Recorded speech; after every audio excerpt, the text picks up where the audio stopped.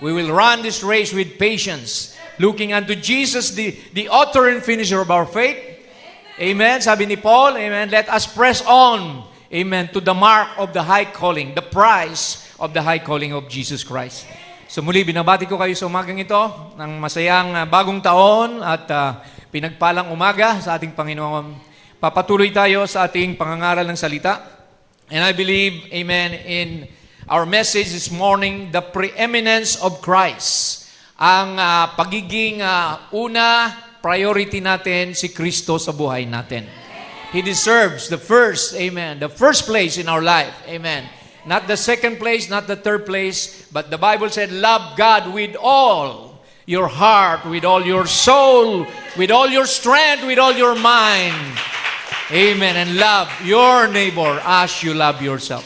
Puro love, mga kapatid, ang binigay na utos sa atin ng Panginoon. So as we remain standing, let us read our scripture for this morning sa Colossians chapter 1, verse 16, 17 to 18. Tuloy natin sa 18. For by Him were all things created. Dahil sa Kanya nalikha ang lahat ng bagay. That are in heaven, sa langit, that are in earth, sa lupa, visible and invisible, nakikita man o hindi nakikita, whether they be thrones, lahat ng trono, dominions, kapahamalaan, or principalities, or powers, lahat ng kapangyarihan, all things were created by Him. And for whom? And for Him, para sa Kanyang sarili, sa Kanyang kaluguran, sa Kanyang kaluwalhatian. And He is before all things, and by Him all things consist. Siya na noon, wala pang nalika, nandyan na siya, at lahat ng nalika ay nag-i-exist dahil sa Kanya. And He is the head of the body. Sino ang head? Si Jesus. Sino ang body? Yung Kanyang church. The bride of Christ. The church, who is the beginning, the firstborn from the dead, that in all things, sa lahat ng bagay, He might have the preeminence. Upang sa lahat ng bagay, siyang maging pinakapangulo, pinakadakila, amen, pinakasikat, at mapagbiyaya sa Kanyang mga pinili. Amen. Praise the Lord. God bless you. Makakaupo na po tayo, mga kapatid. Amen. So, pinaalala sa akin ng Panginoon na sa umpisa ng taon na ito, siya ang una sa lahat. He should be the first in our lives. Amen. In everything that we do. Amen. Why we exist is because of Jesus. Amen. Lahat ng ating tinatamasa, utang natin sa Panginoon, right? Yung ating hininga, yung ating lakas, lahat, mga kapatid. Wala kang maangkin na sa'yo. Amen. Pinanganak ka na walang dala. You were born with nothing. You're born naked in this world at alis tayo na wala ring dala. Ang tanging madadala natin, sabi ni Brother Branham, yung karakter ni Jesus Christ. Yun ang pagsikapan natin na ma-attain, mga kapatid, sa mundong ito. Dahil if we have not the Spirit of Christ, we are none of His. Amen. Kailangan natin, mga kapatid, na ma-born again. Amen. Kailangan natin na, amen, magbago, amen, from a sinner to a saint of God. From our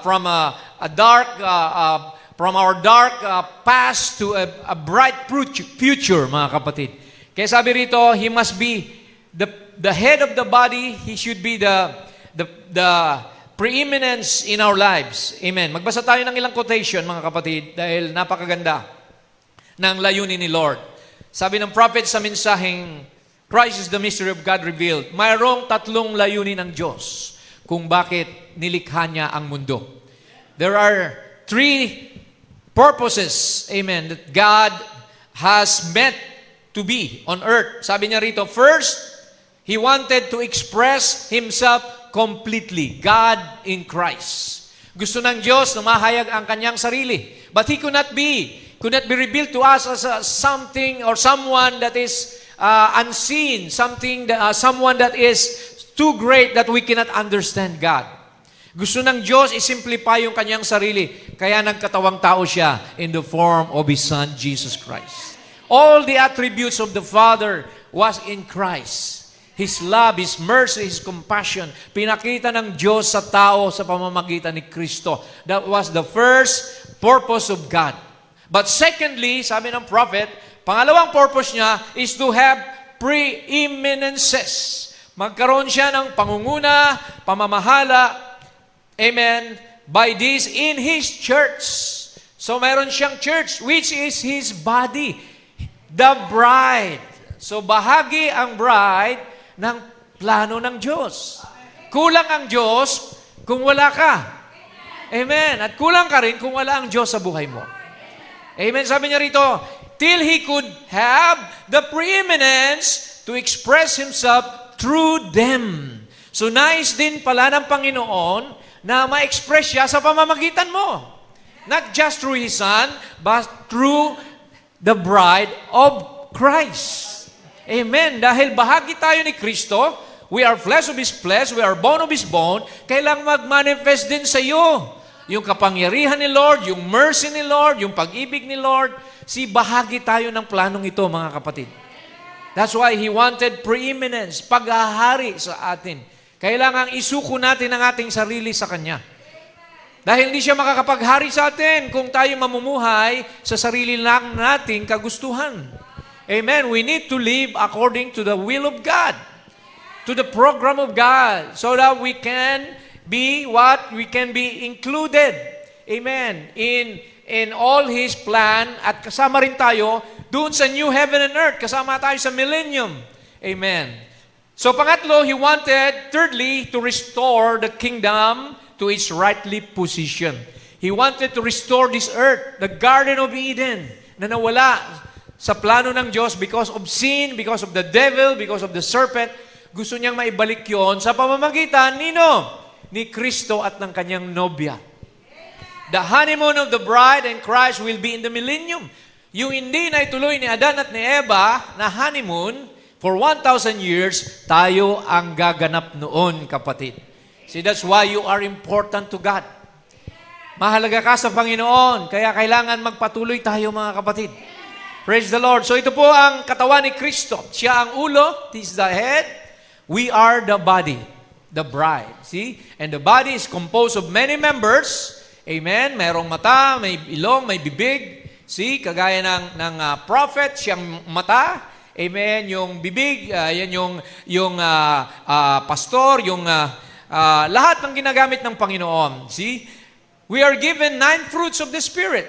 See? Ang church binigyan ng what? Love, joy, peace, long-suffering, gentleness, goodness, faith, meekness, and temperance. Galatians 5:22. 9 po yan na mga bunga ng Espiritu sa ating buhay.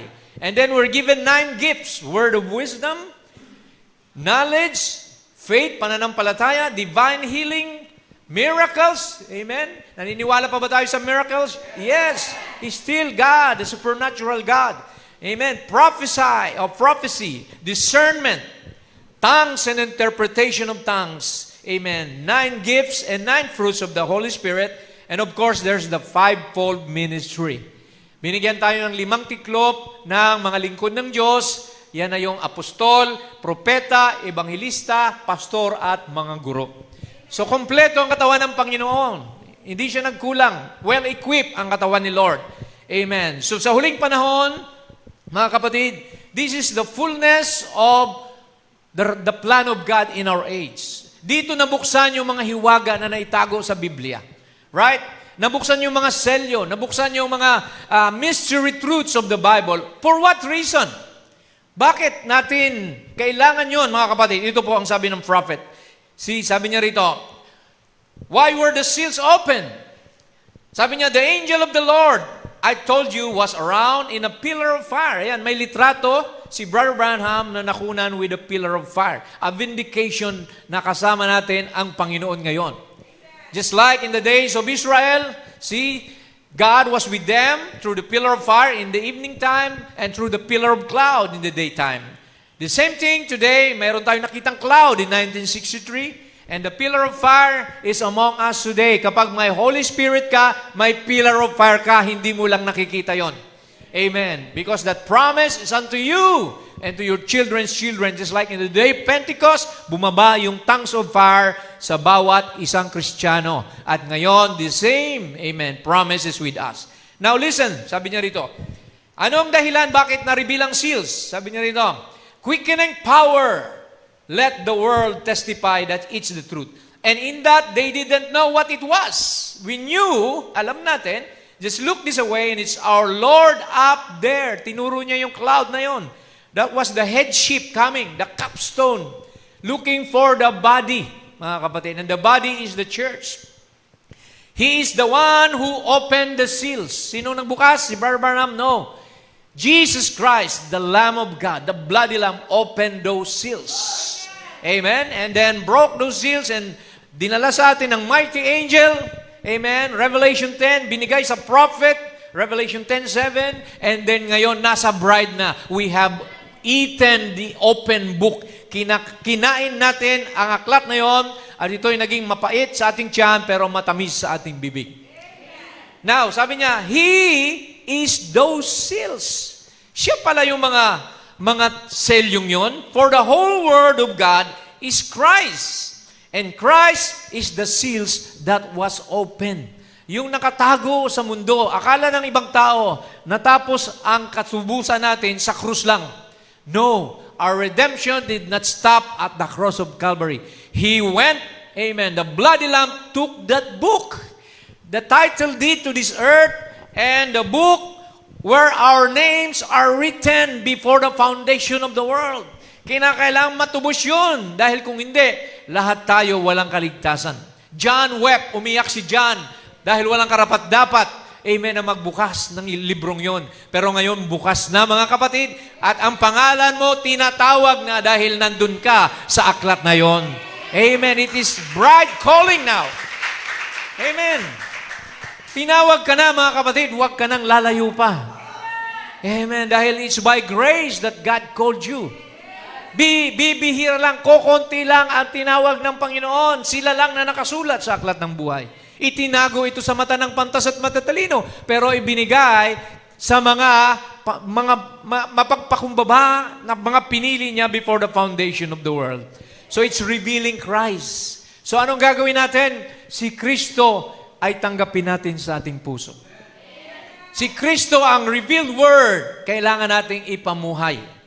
And then itong sabi ng prophet, I believe that the most important thing in any life is to entertain Jesus Christ properly. Pag si Jesus ba kumatok sa bahay mo, halimbawa na lang, amen, anong gagawin mo? Patutuloyin mo ba siya? O hanggang sala lang, hanggang kusina lang, pero sa kwarto, may mga tinatago ka, Lord, di ka pwede dito. See, kailangan entertain properly. Buksan mo lahat. Make Him your Lord. Make Him your Savior. See, first place in your worship. Sa iyong pagsamba, siya ang una. First place in your life. Hindi yung trabaho ang first place, hindi yung pamilya, kundi si Kristo. First place in everything. Preeminence. Yan ang tinatawag na preeminence, mga kapatid. Jesus Christ deserves that place. So, unang Panginoon, pag sinabi ng Panginoon na gawin mo to, gawin mo, sundin mo to, sundin mo, obedience ang kailangan natin, mga kapatid. Amen, ang pagsunod sa ating Panginoon, ang number one. Jesus said, if you love me, obey my commandments. Amen. Ano pang sabi niya rito? God must have first place in your heart. First place in your life. First place in everything that you do or what you are. Gusto ng Diyos na buong buo ang pagsuko mo sa Kanya. Wala ka nang tinatago pa, wala ka nang nire-reserve pa, mga kapatid. So, bigay na bigay kung maglingkod tayo. Kung magpuri tayo, bigay na bigay. Kung aawit ka, bigay na bigay sa Panginoon. Amen. Hallelujah. Hindi yung napipilitan lamang tayo. Amen. Hindi yung duty lamang. See? God must be first. He doesn't want the second place. He doesn't deserve the second place. He deserves the best and the first. And all that we've got. Lahat ng meron tayo, ibigay mo sa Panginoon. And God will bless you. Pagpapalain ka ng Panginoon. Dahil ang isang masunuri na anak, I believe, kinalulugdan ng kanyang ama na nasa langit. Amen. See? He deserved it. Blessed be His holy name. Now, Now, we're familiar with the Lord's Prayer. May isang uri ng panalangin na ibinigay si Lord, tinuruan ng Panginoon ang kanyang mga apostol. They were asking, Lord, teach us how to pray. At itong prayer na to nakasulat sa Matthew 6:9-13 and Luke 11:2-4. And I want us in this new year na mag-focus tayo sa prayer because in everything na sinabi ni Lord dito ay kumpleto itong kailangan natin. See? So, let us read this prayer. Sabay-sabay tayo and then we will go and go deeper on each line para maintindihan natin kung ano ang mga deeper mysteries na napapaloob. Okay, basahin natin. After this manner, therefore pray ye, Our Father, which art in heaven, hallowed be thy name. Thy kingdom come, thy will be done in earth as it is in heaven. Give us this day our daily bread, and forgive us our debts as we forgive our debtors, and lead us not into temptation, but deliver us from evil. Yung kanta natin, for thine is the kingdom, the power, and the glory forever and ever. Amen. Praise the Lord, mga kapatid. This is the prayer that Jesus taught them. Pero kung hindi lang yan, recitation, mga kapatid. Kailangan alamin natin yung ibig sabihin yan. Anong pinatutungkulan yan? Kaya unahin natin, mga kapatid, ang sabi rito sa number 1, the deeper meaning of the Lord's Prayer. Our Father, who art in heaven. See, ituring natin siyang Ama. See, acknowledge God as our loving and personal Father. Kayo na may mga ama sa lupa, amen, ay ang ama ninyo ang nagpo-provide. He's a great provider, di po ba? Siya ang tinatawag na breadwinner. How much more ang ating ama na nasa langit na hindi niya i-provide lahat ng pangangailangan ng kanyang mga anak. Praise the Lord. See? Sabi nga niya, kayo na masasama, if you who are evil can give good things to your children, how much more your heavenly Father, if He will not give you what you need. Ask, and you shall receive. Knock, and it shall be opened. Amen. Seek, and you shall find. So the first line in the Lord's Prayer establishes a relationship of intimacy. Hindi lang intimacy, reverence. Paggalang sa Diyos, amen, at pagturing sa Kanya bilang sarili mong Ama. Amen. Praise God. Na makakalapit ka sa Kanya kapag may pangangailangan ka. Pag may karamdaman ka, may sakit ka, Lord, wala akong masungan kundi Ikaw lang. You are my physician. You are my Savior. You are my healer. You are my all in all. Si Lord yun from A to Z, Alpha and Omega. Nandun sa Kanya lahat ng kailangan natin. Huwag kang mahihiya na lumapit sa ating Diyos Ama. Amen. It emphasizes communal nature. Pag sinabing communal, parang community. Uniting all the believers as God's children. Pinalalapit tayo ni Lord sa Kanyang Ama bilang mga anak na kagaya niya. He is the firstborn, sabi ng Bible, from the dead. Siya ang panganay sa mga magkakapatid na mga Kristiyano. Amen. Number 2, pag sinabing, hallowed be thy name, is a declaration of praise and worship. Amen. Pag in-address mo si Lord, purihin mo siya muna. Huwag hingi ka agad. Praise, worship Him. Hallow means holy be thy name. Or sacred be thy name. Hallowed be thy name expresses a desire for God's name to be honored and revered. Pinapakita nito na nagnanais ka ng kanyang pangalan ay sambahin ng sangkatauhan. Amen. Setting the tone for a life lived in respect and acknowledgement of God's greatness. Amen. I-acknowledge mo ang kadakilaan niya. Irespeto mo ang kanyang pagiging Diyos na kung wala siya, wala rin tayo. For without Him, we can do nothing. So, amen. Hallowed be thy name. Thy kingdom come. Okay, pag sinabing thy kingdom come, dumating nawa ang kaharian mo dito sa lupa. Kung ano ang kalalagayan ng langit, amen, ay mangyari nawa dito sa lupa. It's a petition for God's reign of justice, peace, and love to be fully realized on earth. So ito po mga kapatid ay parang paghibik, di ba? We're groaning now na sana manumbalik na yung dating kaharian ng Diyos na wala ng kamatayan, no more sickness, no more sin. See, we are groaning that the kingdom of God be established upon the earth. Amen. It's a longing for the fulfillment of God's promises and the establishment of His eternal kingdom on earth. Sawa na tayo sa mundong ito. Sinong sawa na sa mundong ito? Gusto natin ang kaharian ng Diyos ang maghari. Amen. The world is full of corruption. Amen. Full of crimes, full of sin. Amen. A wicked and adulterous generation, sabi ng Panginoon, ang kinalalagyan natin. And we are longing for that day na ang kaharian ng Diyos ay may establish sa lupang ito. Amen. That's what Thy kingdom come means. Pangapat mga kapatid, Thy will be done on earth as it is in heaven. Acknowledge Him na mangyari nawa yung, praise God, kaganapan sa langit dito sa lupa. Praise God. Amen. Na mangyari dito sa lupa yung kanyang nais. Hallelujah. Na kung ano man ang kalooban niya, mangyari dito sa mundong ito. Amen. Give us this day our daily bread. Panglima, tsaka ka palang hihingi, kapatid. See, when you approach God, hindi yung puro hingi. Lord, bigyan mo ako nito ngayon. Lord God, ganito ang gawin mo. Panginoon, no. Don't command, wag mong utusan ang Diyos. Amen. Tayo ang dapat utusan ng Diyos, di ba? Amen. Kundi, magkaroon tayo ng pakikipag-usap, appeal sa Panginoon. Ask God to provide for our physical, spiritual needs. This daily bread means sustenance. Amen. Ibig sabihin, ito yung provision para sa ating pagkain, spiritual nourishment, in order for us to live a faithful life. Lord, tulungan mo ako para makapaglingkod ako sa iyo ng buong puso. Amen. Huwag mo kong paghirapin, Panginoon. Di ba yan ang prayer ni David? Amen. Baka makalimot ako sa iyo. Huwag mo rin akong pagyamanin ng sobra. Baka makagawa ako ng bagay na hindi mo gusto. See?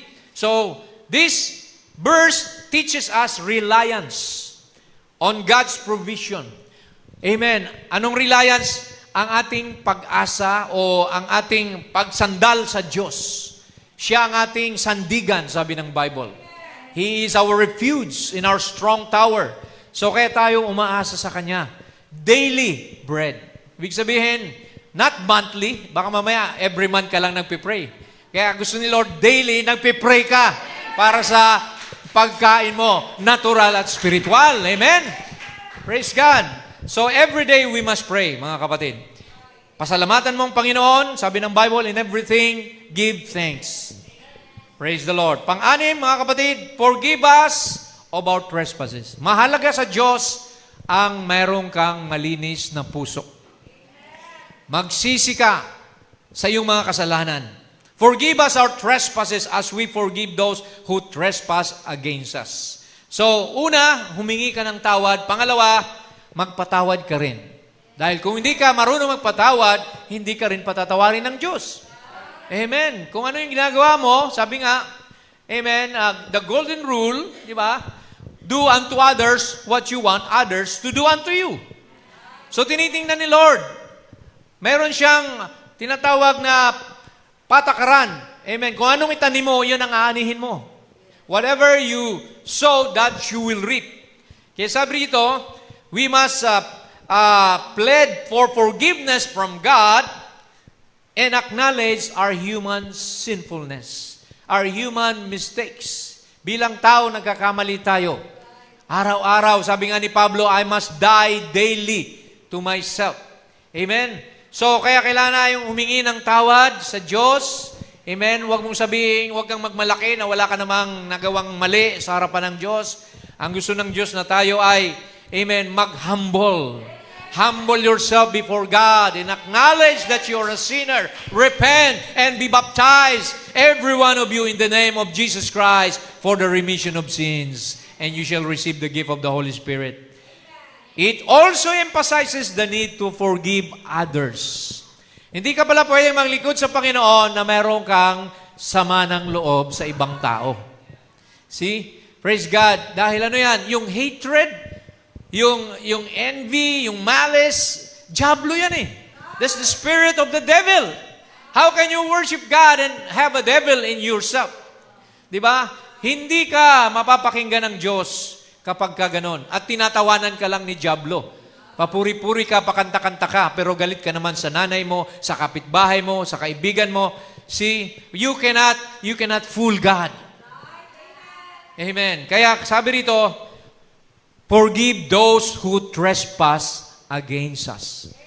Huwag kang magkikimkim ng sama ng loob. Sabi nga ni Brother Tosh kanina, kalimutan na natin yung mga grudges. Amen. Walang puwang sa isang Kristiyano yung bitterness, yung sama ng loob. Diba sabi ni Jesus, kung sampalin ka sa kaliwa, pasampal mo pa yung kanan, di ba? Kaya mo ba yon? See, yan ang requirement ni Lord. He was crucified, He never murmured or complained, mga kapatid. See, because gusto niya maging kagaya niya tayo. Apihin ka man, hindi ikaw ang inapi nila, si Lord. What people do to you, they do it to your Lord.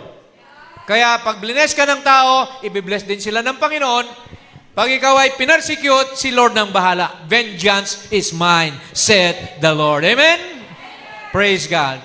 So ang Diyos, hindi natutulog. Ang Diyos, amen, laging tapat sa kanyang mga anak na sila ay kanyang, sabi rito, God's forgiveness for us, to our willingness to forgive those who have wronged us. So it's linked. Yung kapatawaran natin, nakalink yan sa pagpapatawad mo rin sa iba. Amen. So, pag hindi ka marunong patawad sa iba, hindi ka rin patatawarin ng Panginoon pag nagkasala ka. So, kaya mga kapatid, let us obey. Amen, the word of the Lord. 7, and lead us not into temptation. Anong ibig sabihin niyan? Lord, wag mo akong pahintulutan na mahulog sa tukso. Amen. You know, Samson fell for Delilah. David, nahulog sa tukso. Kaya sabi rito, itong linyang ito is a request for protection from situation that could lead you into sin. Tulungan mo ako, Panginoon, na huwag mahulog sa mga bitag ng diablo. Amen. It acknowledges human weakness. Pinapakita mo, Lord, kay Lord na, of course, may kahinaan tayo. And we ask Him for God's guidance to avoid the paths that might compromise our faith. See, kailangan natin ang tulong ng Diyos na ilayo tayo sa tukso. See, ikaw din mismo, lalayo ka sa tukso. See, kaya sabi na ni James, di ba? Amen? Ang tao ay napapahamak hindi dahil ang Diyos tinutukso tayo. Hindi nanunukso ang Diyos. Ang tao ay natutukso kapag siya ay nahulog sa kanyang pita. At pag ang pita ay nahulog sa kasalanan, ito'y magdudulot ng kamatayan. It will lead to death. Amen. So yan ang panalangin, sabi ni Lord. Tulungan mo ako na huwag mahulog sa tukso and deliver us from evil. Ano pong ibig sabihin yan? Deliverance, amen, ilayo sa lahat ng masama. Physical, spiritual, and moral evil. It reflects trust in God's power to protect and rescue us from harm. Protection from dangers, from disasters. See, yung hindi ka maaksidente, hindi ka manakawan, hindi ka, amen, masunugan ang bahay. See, deliver us, Lord, from all evil. Is that your prayer? Amen. Nananalangin ka ba, kapatid, na proteksyonan ka ng Panginoon? Including the influence of the devil and the world. Love not the world, sabi ng Bible. Amen. Or the things of the world, the lust of the flesh, the lust of the eyes, and the pride of life. So yan po ang mga ibig iparating sa atin ng Panginoon. Malawak po, mga kapatid. But we're just trying to give you the substance of the prayer. Ano pa? Closing, for thine is the kingdom. Sa iyo ang kaharian, ang kapangyarihan, ang kaluwalhatian, magpakailanman. For thine is the kingdom and the power and the glory forever and ever. Amen. Praise God. Hindi aksidente na pinaawit ni Toots ang kantang yan. Amen. So, this closing statement affirms God's sovereignty. Amen. Ang Diyos, siya ang masusunod sa ating buhay. Siya ay omnipotent. Ibig sabihin, all-powerful. Siya ang pinakamakapangyarihan sa lahat. And eternal glory. ang walang hanggang kaluwalhatian niya. It is a declaration of faith and trust in God's ultimate authority and plan. Kagaya ng sister kanina, sabi niya, pinagkatiwala na lang niya sa Lord ang kanyang exam. Wala naman tayong magagawa, di ba? Amen? So si Lord lang ang may magagawa para sa atin. Kung meron kang bagay na pinoproblema na hindi mo kayang lutasin, huwag mo nang pahirapan ang sarili mo. Huwag kang mag-worry. Huwag kang mag-murmur. Amen. Trust in the Lord with all thy heart. Amen. Acknowledge Him in all thy ways, sabi ng Bible. And He will direct thy paths. Amen. Pagpapalain niya ang iyong lakad. Amen. Pag kayo nagtiwala sa Kanya. So napakaganda mga kapatid kung atin lamang, amen, maisa sa puso ang sinasabi ng Lord's Prayer sa taong ito. I believe hindi tayo pagkukulangin ng Panginoon. Amen po ba mga kapatid? So ang tanong ngayon, how do I obey God's perfect will in my life? Because I want God to be the preeminence in my life. Gusto ko siyang masusunod sa buhay ko. Amen. Gusto ko makasunod din ako sa kalooban ng Panginoon. So how do I obey God's perfect will? Mayroon po tayo rito mga 10 na mga pamamaraan para masunod mo ang kalooban ng Diyos sa buhay mo. Are you ready now? Number 1, surrender your life to God. Pag sinabing surrender, amen, you don't worry kasi you're a prisoner of God. Bahala siya sa pagkain mo, di ba? Yung mga nakakulong, di ba? Libreng pagkain yan. Di ba? Libreng tirahan, libre lahat mga kapatid. Yun lang, nakakulong nga lang sila. Pero iba yung nakakulong ka sa pag-ibig ni Kristo. Amen! Hallelujah! Amen! You have everything. Hindi ka pagkukulangin ng Diyos kapag isinurrender mo ang buhay mo sa Kanya. Lord, di ko kaya. Bahala ka na sa akin, Panginoon. See? Ikaw ba naman, Diyos ka na may umaasa sa'yo, bibiguin mo yung umaasa sa'yo? Dito nga sa lupa, ganun din, di ba? Mga magulang, umaasa ang mga bata, ang mga anak nila, bibiguin ba sila? See? Pag humingi sila ng isda, bibigyan ba sila ng ahas? Pag humingi ng tinapay, bibigyan ba sila ng bato? Sabi, di ba? Hindi. See? Gagawa tayo ng paraan para mairaos yung mga pantuition ng mga anak natin, di ba? Gagawin natin ang lahat para mapakain sila ng 3 beses man lang kahit isang araw. Di ba? Sa mga may mga anak na, pamilya, hindi basta-basta. Kung single pa kayo, amen, hindi nyo pa masyadong na-experience yung bagay na yan. Pero once na nagpamilya kayo, hindi na lang ikaw ang bubuhayin mo. Amen. Hindi na lang ikaw ang iniisip mo, kundi mayroon ka ng sariling pamilya. Amen. Kaya, praise God, kung hindi ka pa handa, ipag-pray mo. Praise God. Baka parang kanin ay sinusubo at iluluwa kapag napasok. Now, sabi rito sa Psalms 37, verse 4, delight thyself also in the Lord. The word delight means be happy, enjoy. Enjoy yourself in the presence of the Lord. And He shall give thee the desires of thine heart. Pag nag-i-enjoy ka para kay Lord, amen, natutuwa si Lord, ibibigay niya yung kagustuhan mo. Di ba? Hallelujah! Tayo nga ng mga tao, di ba? Pag masaya tayo, di ba? Minsan nakakapangako tayo ng mga bagay-bagay. Pero pagkatapos, ba't ko ba naipangako yun? Di ba? Pag hindi ka na masaya, sabi, kaya nga, pag masaya ka, huwag ka basta-bastang mangangako. Baka, pag hindi ka na masaya, makalimutan mo na. O pag ikaw naman ay galit, huwag ka kagad magsasalita ng masasama. Baka pag hindi ka na galit, pagsisisihan mo yung sinabi mo. Right? See? So, fully commit your heart and plans and desires to God. Lahat ng plano mo, lahat ng layunin mo, see, in everything you do, sabi nga ng Bible, do it all, amen, for the glory of God. In the name of Jesus.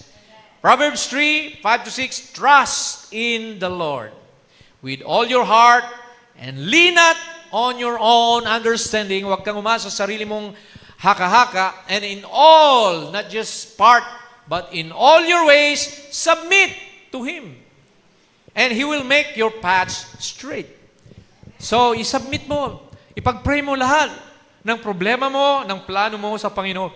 And God, amen, will see to it na gagabayan ka niya sa mga plano mo. Kasi kinikilala mo siya sa buhay mo. Amen. Pero kung hindi mo siya kinikilala na mangyayari, pababayaan ka na lang niya. Permissive will ang tawag doon. Pero gusto natin, perfect will ang mangyari sa ating buhay. Praise the Lord, mga kapatid. Amen. Hallelujah. Number 1, surrender your life to God. Number 2, seek God through prayer. Amen. Huwag kaliligtaan ang praying daily, asking God for guidance and wisdom. Amen. Pag-pray natin, humingi ka ng signs kay Lord. Amen. I-consult mo sa pastor, i-consult mo sa Panginoon. If any of you lacks wisdom, ask God, sabi ni James. Kung kinakapos ka sa karunungan, humingi ka sa Panginoon. Amen. Dahil si Lord ang nagbubukas ng revelation. Amen. The letter kill it, but it's the Spirit that giveth life to this letter. Marami ng tao nagbasa ng Biblia. Hindi pa rin naintindihan ang plano ng Diyos. Dumami pa ang denomination. Nagkanya-kanya ng turo. See? Because why? Kailangan natin ng guidance ng Holy Spirit. Sabi dito sa Philippians, be careful for nothing. Huwag kayong mag-alala sa anumang bagay. But in everything, by prayer and supplication, with thanksgiving, let your requests be made known unto God. Lahat ng request nyo, padaanin nyo sa Panginoon. And the peace of God, ang kapayapaan ng Diyos, which passeth all understanding, shall keep your hearts and minds through Christ Jesus. Shall keep or shall guard your hearts and minds. Amen. Iingatan niya ang inyong mga puso. Amen. Na huwag kayong mapariwara, mapahamak. Amen. Huwag kayong mag-self-pity. Amen. So, yan po ang kailangan natin, mga kapatid. By prayer, amen, prayer can change the mind of God. Yan ang sabi ni Brother Branham. Amen. Kayang baguhin ng panalangin ang isipan ng Diyos. Naalala niyo si King Hezekiah, I believe. Amen. Tinaningan na siya ni Lord na mamamatay ka. Sabi ni Isaiah, sabihin mo sa kanya, dahil hindi na ako nalulugod sa kanyang mga gawa, kukunin ko ng buhay niya. Pero nagsisi siya. He cried and repented. Amen. And the Lord have mercy upon him. Sabi niya, bumalik ka. Sabihin mo, dadagdagan ko pa ng 15 taon, 15 more years will I add to his life because I've seen him, his repentant heart. Amen. At yun, mga kapatid, nabago ang isip ng Diyos. Kaya kung ano man ang mga nakikita mong problema, kayang baguhin ni Lord ang sitwasyon. He can change the situation in your life. Kaya niyang buksan ng dagat. Amen. Walang imposible sa Panginoon. He can make a way where there is no way. Glory to God. Pangatlo, mga kapatid, read and study the Word of God. Sino mga nagbabasa dito ng Biblia? O nagbabasa lang ba kayo pagka nandito na sa ating screen? So, kailangan natin magbasa at mag-aral ng salita ng Diyos. Amen. Regularly read and meditate on the Bible and on the message of the hour. Mga message believers tayo. Available na sa inyong cellphone, sa inyong iPad, yung the app, di ba? So, you can read the message because the message is the love letter. Alam niyo ba sabi ng prophet?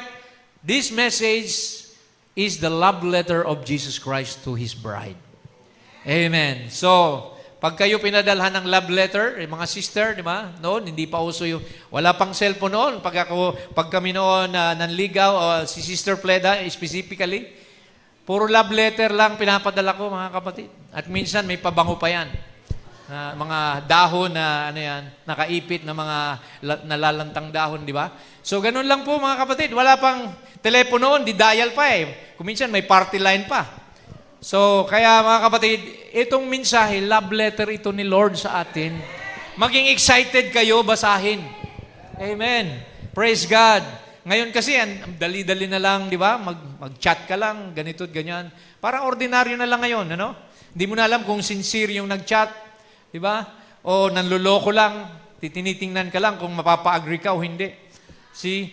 Pero iba, mga kapatid, ang Panginoon.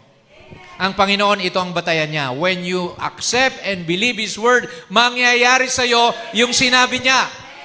What He said will take place in your life. It will become alive, mga kapatid. Praise God. Kung anong sinabi niya, magmamaterialize ito. Because this is God's Word. And sabi niya, heaven and earth shall pass away, but my Word will never pass away. Amen. Naniwala ba tayo? Amen. Mga kapatid, the Word of God is Jesus Christ in printed form. Yan ang sabi ng prophet. Si Jesus ito na isinatitik from, amen, from Genesis to Revelation. He is the beginning and the ending. Diba? He is the Almighty, amen, which was, which is, and which is to come. Praise the Lord. So, ang salita ng Diyos, ito ang ating gabay. Psalms 119, 105. Your word is a lamp unto my feet and a light unto my path. So, kaya ang kalooban ng Diyos nahahayag sa kanyang banal na kasulatan. By studying His Word, you will learn His principles, His promises, and His commandments. Amen. So, mahalin natin ang pag-aaral ng salita ng Diyos. Ang mga pastor, nag-aaral lagi yan dahil ano ipapangaral niya, we cannot preach experience, we cannot preach mga kung ano-ano lang, kailangan Word of God ang pinipreach, mga kapatid. Why? Dahil ang Word of God, mayroong power yan. It has a power to transform lives. Amen. Pag napakinggan yan, di ba? See, maraming mga lasenggo na ayaw na maglasing nung makarinig ng salita ng Diyos. Di ba? Praise God. Maraming mga tao na namumuhay sa kasalanan nung marinig ang salita ng Diyos, nagbago sila. Why? Because there is a transforming power. The Word of God is alive. It will never return unto me void. Kung ito ay isa sa puso mo, nakagaya ng butil na itinanim, amen, sa matabang lupa, amen, ito ay magbubunga ng masagana. Glory to God. Pangapat na tayo, mga kapatid. Obey God's commandments. Hindi lamang tayo nag-aaral, kundi sumusunod naman sa kanyang salita. Hindi yung hearers only, di ba? Sabi ni John ba yun o ni James, be ye not hearers only, but be ye doers of the word. Amen. Hindi tayo puro theory lang. Di ba? Yung mga nag-aaral ng theories lang, walang practical, walang OJT. Di ba? Hindi ka agad nakakapaghanap ng trabaho. Di ba? Halimbawa, nag-aaral ka lang mag-swimming, theory. Oh, ganito ang pag-swimming, ganyan. Kampay mo yung paa mo. Di ba? Pero pag hinulog ka sa tubig, hindi ka makalangoy, di ba? So, kailangan, praise God, hindi lang theory na naalam mo, kundi pinapamuhay mo naman ang salita ng Diyos. Amen. Praise the Lord. Glory to God. Apply. Application is better than cognitive, di ba?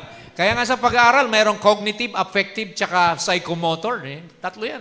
Alam yan ni Charmaine, teacher yan eh. Di ba? So, hindi ko na i-discuss yan. Pero, pag sinabing cognitive, isip lang yon.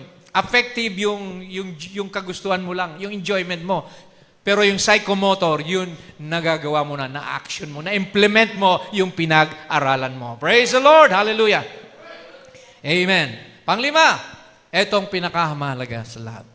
Be filled with the Holy Spirit.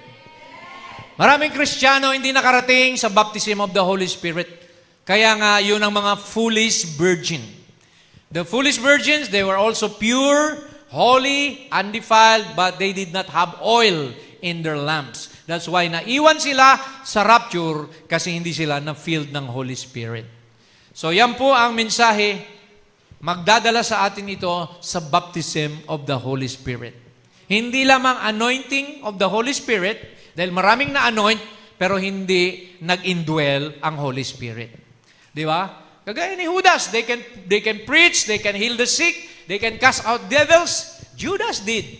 Pero wala siyang Holy Spirit. Hindi siya nakarating doon sa day of Pentecost. See, kaya maraming mga false Christ and false prophet, anointed, amen, outwardly, but they are not from God, amen, by seed. Kaya sabi rito, for as many, Romans 8:14, are as led by the Holy Spirit of God, they are the sons of God. You know, Jesus said, dalawa ang baptism na sinabi ni Jesus. Sa Romans 3:5, except a man be born of water and of spirit, he cannot enter into the kingdom of God. Hindi masama mabautismuhan sa tubig. Umpisa lang yon. Amen. Pero maraming nabasa, umahon, makasalanan pa rin. Di ba? Hindi ebidensya na nabasa ka, okay na. See? Kailangan magpatuloy ka sa sanctification, mamuhay ka ng may kabanalan, at dumating ka sa ikay puspos na ng banal na Espiritu Santo. Amen. Dahil ang puspos na ng Espiritu Santo, amen, di mo na kailangan utos-utusan niya na pumunta ka sa church, brother, linggo na. Ang Holy Spirit na ang magpapaalala sa kanya na kailangan niyang gampanan ang mga bagay na ito. Amen. Na mamuhay ka na may kabanalan. See, hindi na tayong namumuhay, sabi nga ni Paul. When the Holy Spirit comes into you, hindi mo na pag-aari ang buhay mo.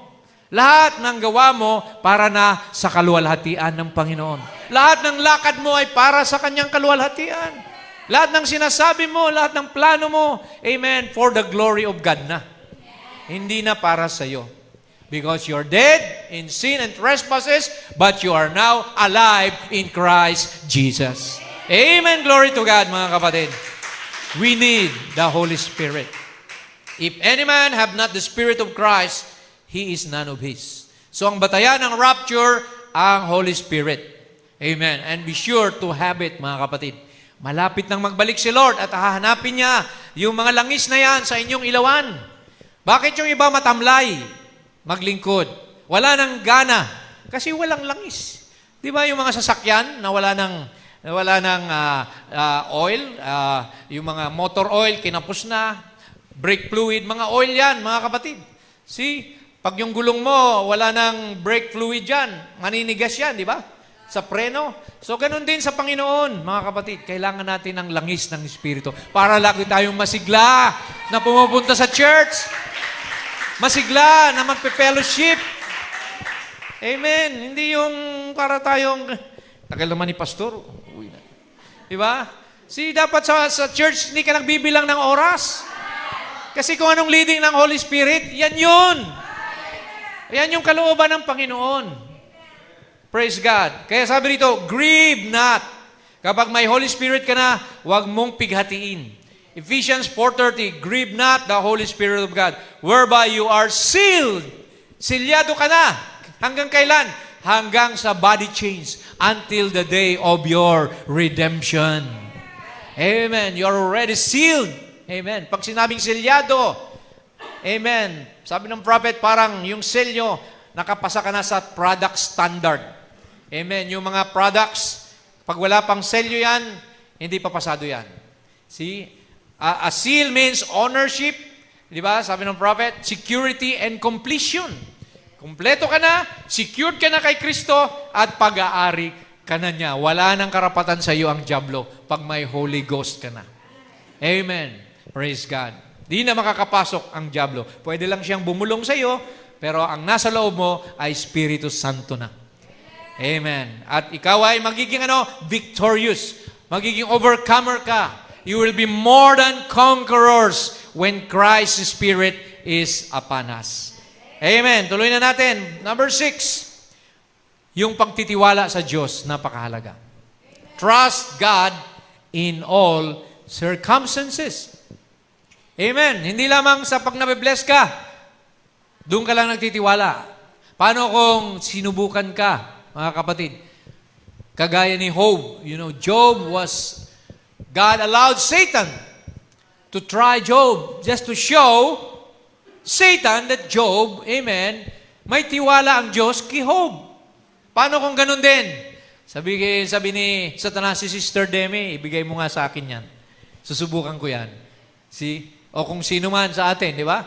Kaya mo pa bang maglingkod sa Panginoon? Kahit ikay nasa pagsubok, dumadaan ka ng trials, kagaya ni Sister Rose, di ba? So, halos trial after trial, asawa, anak, si apo, namatayan ng apo, praise God, pati kabuhayan. So, kita nyo, pero nandito pa rin siya. Amen. Hindi natin tinataas ang tao, kundi, amen, yung perseverance, yung commitment natin, kailangan ni Lord yan. Yun ang matindi, mga kapatid, na test. Pag dumating ka na doon, nakakaya ka nang ipagmalaki ng Diyos kay Satanas, na kahit anong gawin mo sana kung yan, magpapatuloy sa akin yan. Amen! Praise God! Yun ang pinaka-test, mga kapatid. Every daughter and son must be tested, tried, and be proven. So, wag naman natin ipanalangin, amen, na dumaan tayo ng mga mahihirap na pagsubok. But in all these trials, sabihin mo kay Lord, help me, Lord. Samahan mo po ako, Panginoon. Amen. Be with me. Di ba? See? Sa panahon ng Hebrew children, the 3 Hebrew children, di ba? Hindi naman pinatay ni Lord yung apoy. Di ba? God did not remove the fire, but He was with them through the fire. Amen. Yung dagat, mga kapatid, binuksan ni Lord at sinamahan ng mga anak ng Diyos. Moses and all the Israelites. Amen. Sinamahan niya, mga kapatid. So kaya, magtiwala tayo. Trust God in every circumstance. Romans 8:28, and we know that all things work together for good to those who love Him, love the Lord, and who has been called according to His purpose. Panghawakan mo lang yan. Romans 8:28, walang aksidente o malas sa isang Kristiyano. Wag mong sasabihin, minamalas ako ngayon. Walang malas, pinahintulutan ni Lord yan. Amen. Oh, sinuswerte ako ngayon. Walang malas sa swerte. Lahat ng dinadaanan mo, amen, prinobide na ni Lord yan. Before the foundation of the world. Your ups and downs, nakita na ni Lord mula pinanganak ka hanggang sa kunin ka niya. God knows everything that you go through. Amen. Ang tanging magagawa mo, magtiwala. Tiwala lang, di ba? Madalas sinasabi ni Tuts yan eh. Pag nagda-drive si Jubilee, kinakabahan na si Sister Pleda. Sabi ni Tuts, tiwala lang. So kami, masarap matulog eh. Di ba? Sa sasakyan. So, don't worry. Hawak ni Lord ang buhay mo. Tiwala lang tayo sa Panginoon. Amen. Hindi kanya kailanman ipapahamak. Hindi kanya kailanman ipapahiya. Hindi ka kailanman titikisi ng Diyos. I will never leave you nor forsake you. Yan ang promise niya. Hallelujah. Sa totoong mga anak niya. If you are a true son and daughter of God, you can rely on that. Amen. That He will never fail you. Amen. If God is for us, who can be against us? Kalabanin ka na ng lahat. Kung kakampi mo ang Diyos, wala silang magagawa. Wala silang ipapanalo. Amen. Diyos pa. Praise God. Kung baga, sabi nga ng prayer, itago nyo ako sa inyong likuran. Nasa likod tayo, si Lord ang nakaharap. The battle is not yours. The battle is the Lord's. Amen. At pag si Lord ang kinalaban mo, kawawa ka. Amen. Kaya nga mahirap magsalita laban sa mga anak ng Diyos. Ang Diyos ang kalaban mo. Amen. Praise God. Sabi nga ni Lord, kung sino man makatisod sa kalitlitang ito, mas mabuti pang talian ng lubid sa liig at ihulog. Lagyan ng bato sa dulot ihulog sa kalaliman ng dagat than to offend these little ones that believe it in me. So ganoon ang pagmamahal sa iyo ng ating Panginoon. So kung ikaw ay inaalipusta, ikaw man ay inuusig, just relax. Be still and know that I am God. The word be still, relax ka lang. Amen. Si Lord ang bahala. Praise the Lord. Amen. Tingnan niyo yung Israel. Ang Israel, di ba? Si Joshua, nung sila ay kinakapos na sa mga tauhan, yung mga kaaway nila, binulagan ni Lord, hindi sila nakita, sila mismo nag-awayan, nagbangayan, nagpatayan. Amen. Tingnan niyo yung Israel ngayon. Ang nag-aaway na ngayon, yung Syria, Lebanon, yung mga kalaban ng Israel, sila na ngayon na naglalaban. Di ba? Hezbollah, Hamas, Sunni Muslim and then Shiite Muslim, nag-aaway na yung mga Muslim. Nakalimutan na yung Israel. Praise God. Sila na. So, kaya sabi ng Bible, kapag ikaw ay nakakasunod sa kalooban ng Diyos, maging mga kaaway mo ay ipapacify ng Panginoon. Amen. Magiging kaibigan mo. Praise God. Hallelujah. Now, number 7 na tayo. To obey God's perfect will is to live a life of gratitude. Isang buhay na mapasalamatin. Amen. In everything, give thanks. Napaka-importante yung pagpapasalamat. Di ba? Kagaya ni Brother Lambert, bigay ng bigayan. Di ba? Pasalamatan nyo man lang, mga kapatid. Si Paul, kahit saan, ihatid kayo niyan. Di ba? So, sa tao pa lang, napakahalaga na yung pasasalamat. How much more sa Diyos? God wants to be thanked for all He's done for you. Amen. Napakahalaga na pasalamatan mo ang Diyos. Ano man ang sitwasyon sa buhay natin, always thank the Lord. Buhay ka pa, hindi ka tinamaan ng COVID, kompleto pa ang katawan mo. Amen. Kahit minsan kinakapo sa bulsa, pero malusog ka at pinagpala ka. Amen. May buhay na walang hanggan ka. Mawala naman ang mundo. Amen. Iwanan ka man ng mga mahal sa buhay mo, may Jesus na hindi ka kailanman iiwanan. Amen. Christ in you, the hope of glory. Praise the Lord. So, thank God for His blessing and praise Him regularly. Praise Him in the morning, praise Him in the evening, praise Him in your blessing, praise Him in your trial.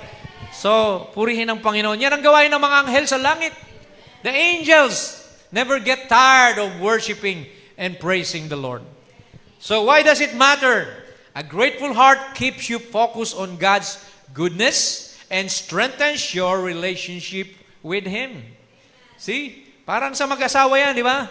Sa mag-asawa, minsan nag-aaway, minsan di magkasundo, pero you appreciate each other. Pinakasalan mo yan. Amen. Pinili mo yan. Di ba? Sa habang buhay, magsasama kayo sa hirap at ginhawa. Ganun ang pag-asawa. So, tanggapin mo kung ano siya. Di ba? Kung minsan nag-alboroto, minsan mainisin, love mo pa rin. Kasi, minahal mo siya eh. Di ba? Tinanggap mo siya sa buhay mo. Till death do us part. Yan ang pangako ng mag-asawa. Ganun din sa Panginoon. Sa Panginoon, walang till death. Amen? Eternal life tayo. Amen. Walang makakapaghiwalay sa atin sa pag-ibig ni Kristo. Nothing can separate us from the love of God, which is in Christ Jesus. Kaya a grateful heart is important. Amen. See, 1 Thessalonians 5:18, in everything give thanks, for that's the will of God. Kalooban ni Lord yan eh. Amen. Kung ikaw ay magmumukmuk, magmamaktol, magko-complain, magmumurmur, wala kang pinagkaiba doon sa mga Israelites. They perish in the wilderness because they provoke God because of their complaining and murmuring. So kaya naman nararamdaman mo, meron ka bang sakit-sakit, purihin mo pa rin si Lord. Amen. May kakulangan ka man, hallelujah, purihin mo pa rin, pasalamatan mo pa rin ang Panginoon. Dahil in due time, He will make all things beautiful in His time. Amen. Praise the Lord. 8, malapit na tayo. Be patient. Itong kulang sa atin minsan. Kulang tayo sa patience. And kulang tayo sa persistence. Di ba? Yung pagiging makulit sa Diyos. Lord, kahit ganito ang sitwasyon ko, aasa pa rin ako sa iyo, Panginoon, na yung pinag-pray ko, amen, makakamtan ko yun, Lord. Hindi ako susuko, Panginoon. Hindi ako mawawala ng gana, Panginoon. Because I will hold on to your promises. I will hold to God's unchanging hand. Amen. Yan ang kinakanta natin, mga kapatid. Hallelujah. So wait on God's timing and remain faithful in seeking His will.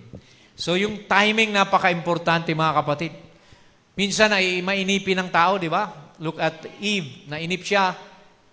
Kaya anong nangyari? Nadayaan siya ng serpente. Sarah, nainip si Sarah. Nagkaroon tuloy ng Ismael kay Hagar. So, kaya mga kapatid, just wait. They that wait upon the Lord shall renew their strength. They shall walk, di ba? And not be weary. They shall run. Sabi roon, they shall be like an eagle. Amen. Na hindi, kailan tumanda man ang agila, nagpapanibagong lakas ang agila. So, God's plans unfold in His perfect timing and persistent builds spiritual maturity.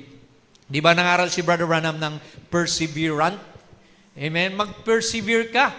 Kasi ang ating kaligtasan ay parang itong race. Sabi ni Paul, run this race that you may obtain a crown. Amen? See? Let us not become weary. Galatians 5:9. Huwag tayong, manghinawa, o mapagod, o mawala ng pag-asa in doing good. For at the proper time, in due time, we will reap a harvest if we do not give up. Ayan. Don't give up. Don't quit. Di ba? See? Huwag ka nang lalayo pa, mga kapatid.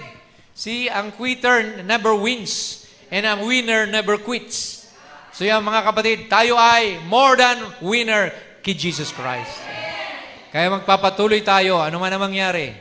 Amen. Tayo ay magmamarcha. We will march on to the promised land. Amen.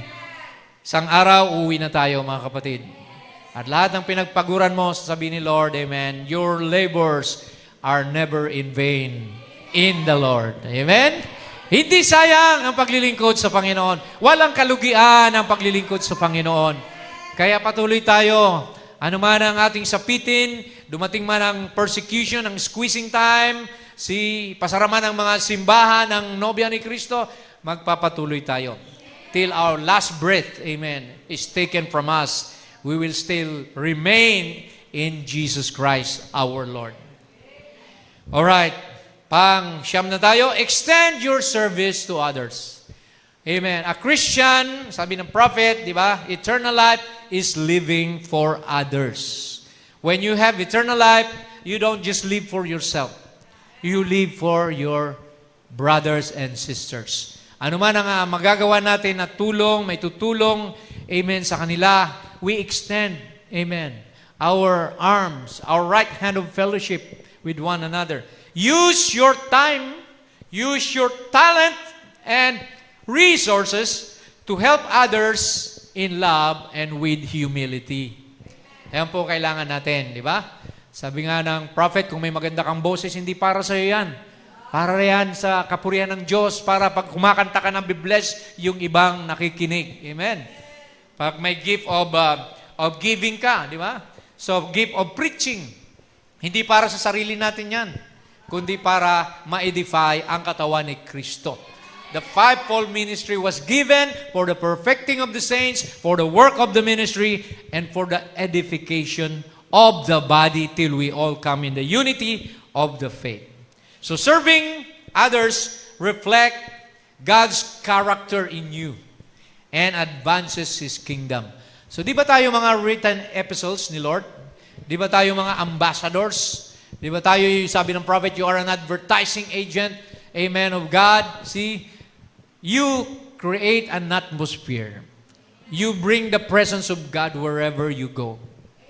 If you're a true Christian, amen, you exude the holiness of God.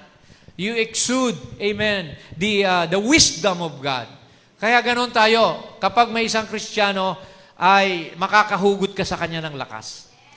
Makakasigurado ka na makakasandal ka sa kanyang balikat kapag mayroon kang pinagdadaanan.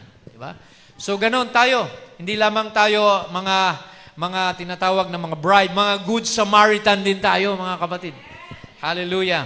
So, sabi rito sa Ephesians 2:10, for we are God's handiwork, created in Christ Jesus to do good works, which God prepared in advance for us to do.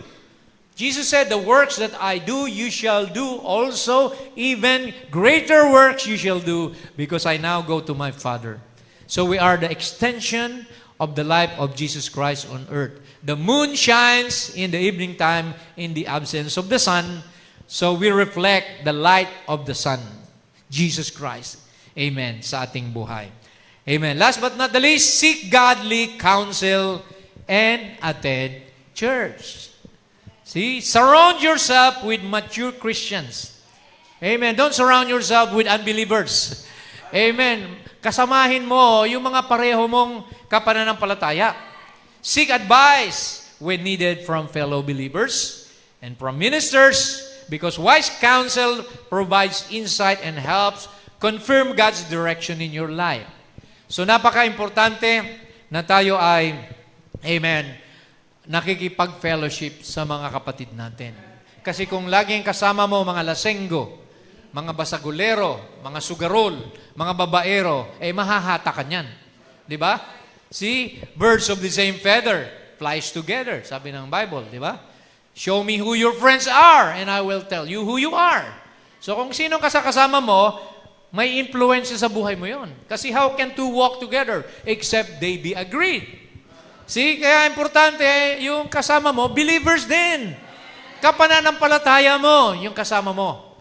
See, iwasan mo na yung mga tao na nagdadala sa iyo ng vexation. Alam niyo yung vexation? Imbis na kampante ka, parang hindi ka mapakali kapag nandun ka sa lugar na yon na nandun sila. So, kaya sabi rito, amen, plans fail for lack of counsel, but with many advisors, they succeed. Proverbs 15:22. So, anong ibig sabihin nito, mga kapatid? Fellowship. Amen. Sabi ng prophet, if you're a true Christian, you love to go where Christians go. Amen. Ito yung sabi niya rito, nag-quote tayo rito. A man that's born of the Spirit of God loves to go to church. Can we say amen? Better than he loves to eat his dinner when he is hungry. Amen. Mas gugustuhin mo pa raw kapag may church, pumunta sa church kaysa kumain ka ng masarap na hapunan o tanghalian. Diba? Mas importante yung spiritual na pagkain sa iyo kaysa sa natural na pagkain. Dapat gano'n na tayo, mga kapatid. Amen. Yung pagkain natural, may time yan, anytime eh. Pero yung fellowship, amen, mayroon lang time. Sunday, Wednesday, at pag may mga special joint fellowship. A real born-again man or woman that's got the discernment of the Holy Ghost will find his place in church. Worshiping and crying out and doing all that's in his life or in her life to try to bring sinners na makapagdala rin tayo ng mga makasalanan sa iglesia. Alam nyo, ang church, hindi naman ito club ng mga righteous people. The church is like a hospital na may mga may sakit para pagalingin kayo ni Jesus. Amen! Hindi tayo nagpagalingan dito o pa-perfection, mga perfectionists. No. We are all sinners saved by grace. Amen. Kaya huwag kayong mag-isip na sa church, mga banal sila, ako hindi. Tsaka na lang ako mag-church pag hindi na ako naninigarilyo, hindi na ako... No, mas lalong kailangan mo si Lord sa buhay mo kapag nasa kasalanan ka. Amen. Come as you are. Amen. Sabi nga ng kanta, just as I am. Amen. Kung ano ako, Lord, lalapit ako sa iyo. Bahala ka na. Hugasan mo ako, Panginoon. Linisin mo ako. Sumusuko ako sa iyo. Dapat ganon tayo, mga kapatid. Magpasakop tayo sa Panginoon para magawa niya yung kanyang layunin sa ating buhay. Lord, take away all my desires, all my wrongdoings, Lord, all my wrong desires. Alisin mo sa akin. Dapat ganon tayo, mga kapatid, para makagawa si Lord sa buhay natin. Amen? So that's what we need to do. Amen. Hindi lamang tayo nakaupo dyan or we attendance, pero wala yung puso natin sa Diyos. Di ba? Sabi nga ni Lord sa mga Pharisee, their lips are speaking, they honor me with their lips, but their hearts are far away from me. So wag na wag, nandito tayo sa church, nagpupuri, nag-i-amen, pero yung puso mo malayo naman kay Lord. Diba? So, kailangan sold out tayo. Stock, lock, and barrel, sabi ng prophet, sa paglilingkod sa Panginoon. Hallelujah. In closing, amen? Nagtanong ang prophet, does He love us? Maring nagtatanong tayo, mahal ba talaga ako ng Diyos? Yes. Paano natin malalaman? How shall we know? Because He said so in His Word. For God so loved the world that He gave His only begotten Son, that whosoever believe on Him should not perish, but have everlasting life. See, He said so that He loves us. And manifested His love as He brought us to Himself and gave us of His Spirit, placing us as sons. Ang tanong, how shall I prove my love to Him? How can He have a preeminence in my life? Etong sagot ng prophet, by believing what He said. Believe His Word. And by conducting myself with joy. Amen. Na ako'y mamuhay ng may kagalakan amidst the trials that He, in His wisdom, allows to come to pass. Amen. Ang tunay daw na mga Kristiyanong totoo ay yung may kagalakan sa gitna man din ng pagsubok na pinapahintulutan ni Lord na mangyari sa Kanya. Amen. That's how you shall prove your love to Jesus. When you, in spite of the trials and all the persecution, probably, and all the sufferings that you go through, you still have the joy to worship and serve the Lord and give all yourself to Him. That's the real Christian, kapatid. Hindi yung Kristiyano lang pag lahat ay maayos. Kristiyano ka kahit, amen, kahit may pagsubok o pagpapala, you don't change. Hindi ka nagbabago. Lagi ka pa rin may joy. May ngiti sa iyong puso. Amen. Masaktan ka man ng iba, okay lang, di ba? Itakwil ka man ng iba, siraan ka man ng iba, okay lang. Amen. God knows everything. And He will make all things work for your good if you love the Lord. God bless you, mga kapatid. Salamat sa Panginoon. Tumayo tayo. May Jesus have the preeminence in your life. Amen. Kung ang Panginoon ay hindi pa buong buo ang kanyang paghahari sa buhay mo, panahon na. Isuko mo na ang iyong buhay sa taong ito. Because I believe He's coming very soon. Amen. Hallelujah. Tayo po umawit. Amen. Umawit tayo. Awitin natin yung nagsasabing, oh, how I love Him. Amen. Amen. Praise God. Down from His glory. Amen. Pasalamatan natin ang Panginoon sa lahat ng kayang biyaya. Hindi siya nagkulang kailanman, kapatid. Tayo lang madalas nawawalan ng focus. Amen. Let Him have preeminence in your life and He will make all things work together for your good. Amen. Let's sing the song, Down from His glory. Down from His glory, ever living story, my God and Savior. Who's His name? What's His name? And Jesus, what His name? Oh, born in a manger, born in a manger, to His own a stranger, a man of sorrow, tears, and agony. Do you love Jesus? Sing it. Sing it to the Lord. Oh, how I love Him. Feel it from your heart. How I adore. Sinasamba natin siya, kapatid. Hallelujah. My breath, my sunshine, my all in all, my all. Siyang lahat-lahat sa atin. Amen. Praise God. The great, ang dakilang manlilikha, bigay by sin, ay nagpakababa, namatay sa krus ng Kalbaryo, and all God's good. Tinubos tayo sa kasalanan. Dwell in Him. Jesus is God manifested in the flesh. What God is in Murphy, God coming down in human flesh. Amen. To bring us redemption power in the day of night.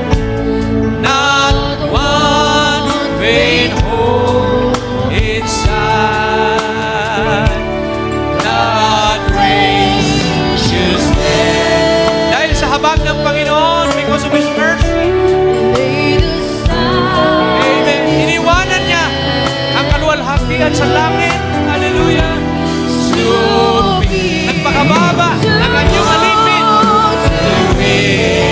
To save my soul. To save your soul. Oh, how great Thou art, Lord. Oh, how I love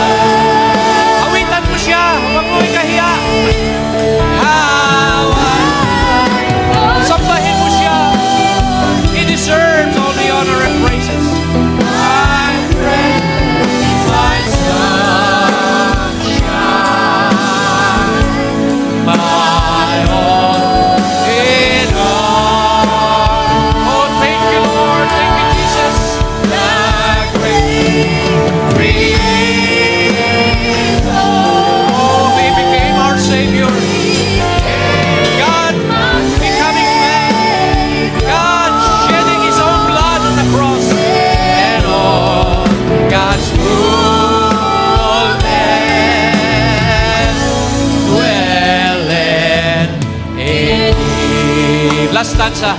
Without reluctance, hindi siya nagdalawang isip. Without reluctance, na magkatawang tao at ibuhos ang dugo niya para sa atin. His Son. Hallelujah. He took the form of a man. He took the form of man. Naganyong alipin ng ating Panginoon. For without the shedding of blood, there is no remission of sin. Oh, glorious things. Hallelujah. The mystery of the Godhead. Sacrifice of Calvary. And now I know. And now I know. He's the great I am. Before Abraham was. I am. Jesus said so. Oh, hallelujah. Praise God. Thank you, Jesus. Oh, how I know. Oh, Lord, we worship you. We glorify you.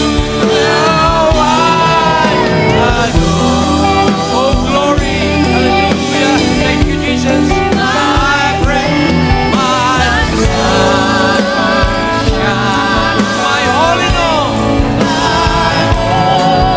In all. Our great Creator became our Savior.